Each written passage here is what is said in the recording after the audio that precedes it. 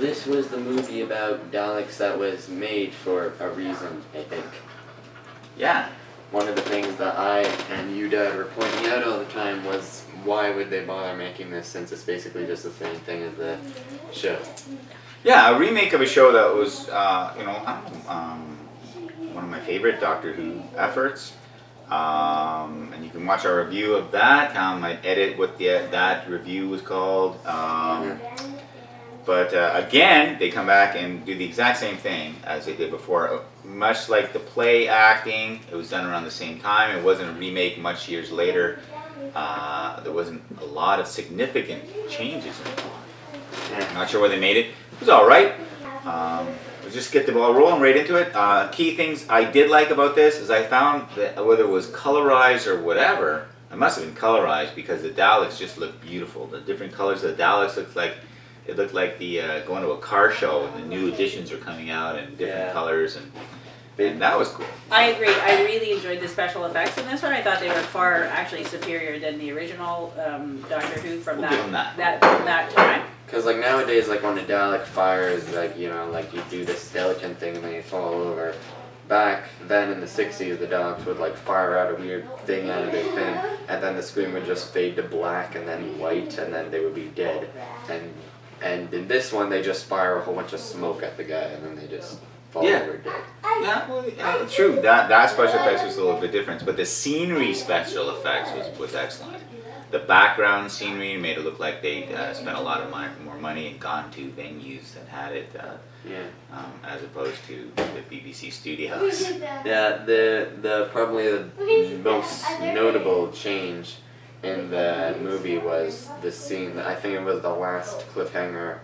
It was like a cliffhanger of part 6, where the guy was hanging off the cliff and then he used a knife to sacrifice himself.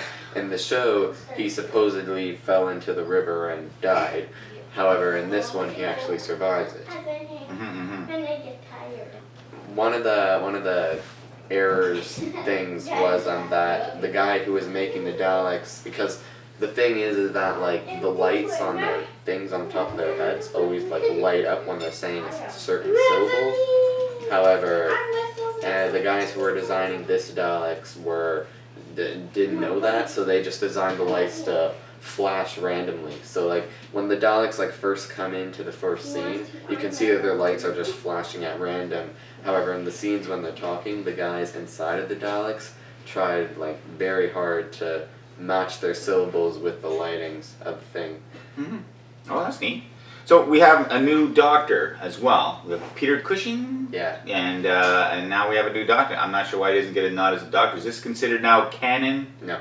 Not canon. So just a side little movie you might want to check out called The Dalek Collection.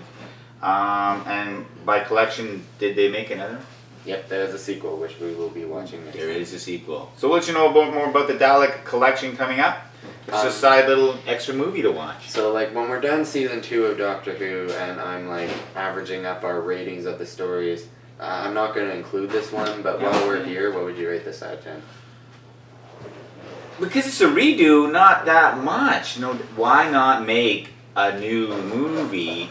Like that's what's fun about it. Going to watch one we have already done and done well. I'm not a big fan. I am a fan of that story though, and it was one of my favorite ones with the concept. These guys are like the Morlocks.